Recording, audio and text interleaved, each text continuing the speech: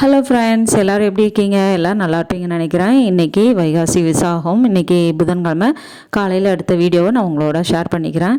எப்பயுமே காலையில் எழுந்து உடனே மிஷினில் துணியை போட்டு விட்டு அதுக்கப்புறம் குளிச்சுட்டு அதுக்கப்புறம் சமையல் வேலையை ஆரம்பிப்பேன். இன்றைக்கி காலையில் எல்லா வேலையும் முடிச்சுட்டு ஹஸ்பண்டுக்கும் ஆஃபீஸ்க்கு லஞ்ச் பேக் பண்ணி கொடுத்து விட்டேன். இன்னையோட என்னோடய சேனல் ஆரம்பித்து கரெக்டாக 2 வருஷம். இதே 22 மே 22 2022 ஆரம்பித்தேன். இடையில 2 மாதம் அப்படியே விட்டுட்டேன். கொஞ்சம் உடம்பு பிரச்சனைனால விட்டுட்டு திருப்பி பிரம்மமுகூர்த்த பூஜை அப்படிங்கிறது ஷார்ட்டோட ஆரம்பித்தேன்.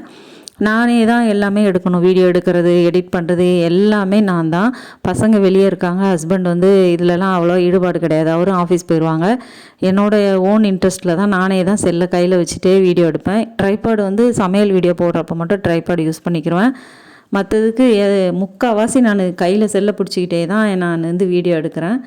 அதாவது முகம் காமிக்கலாம், கொஞ்சம் சப்ஸ்கிரைபர்ஸ் எல்லாம் அதிகமானதுக்கப்புறம் முகத்தை காமிக்கலாம் அப்படிங்கிற அதாவது அப்படின்னா தான் கெத்தாக இருக்கும் அந்த மைண்ட் செட்லேயே இருக்கிறேன். மற்றபடி கையிலேயே செல்லை வச்சுட்டே நான் வீடியோ எடுக்கிறேன். இன்றைக்கி வைகாசி விசாகங்கிறது அந்த 6 வெத்தலை வச்சு விளக்கு ஏற்றுறது ஒரு சேனலில் பார்த்தேன். சரி, நம்மளும் இந்த வருஷம் ஆரம்பிக்கலாமே அப்படின்ட்டு. நம்ம எதையுமே ஒரு நம்பிக்கையோடு செய்கிறப்போ அதுக்கு உண்டான பலன் கிடைக்கும். நம்பிக்கை வேணும். நான் சீரடிக்கு போயிட்டு வந்ததுக்கப்புறம் ரொம்ப நல்ல ஒரு முன்னேற்றம் கிடச்சிது. பாபாவை கும்பிட்றப்பவும் அப்படி தான் எனக்கு அழுக வந்துடும். தன்னால் எந்த கடவுளை கும்பிட்டாலும் மனமுருகி கும்பிட்றப்போ பூஜை பண்ணுறப்போ எனக்கு லைட்டாக ஒரு அழுக வந்துடும். கண்ட்ரோல் பண்ண நினப்பேன், ஆனால் என்னால் முடியாது. அது ஆட்டோமேட்டிக்காக அழுதுருவேன். சீரடி பாபா எந்த பாபா கோயில் போனாலும் எனக்கு அந்த மாதிரி தான் ஆகுது. அது ஏன்னு தெரியல. வாழ்க வளமுடன்.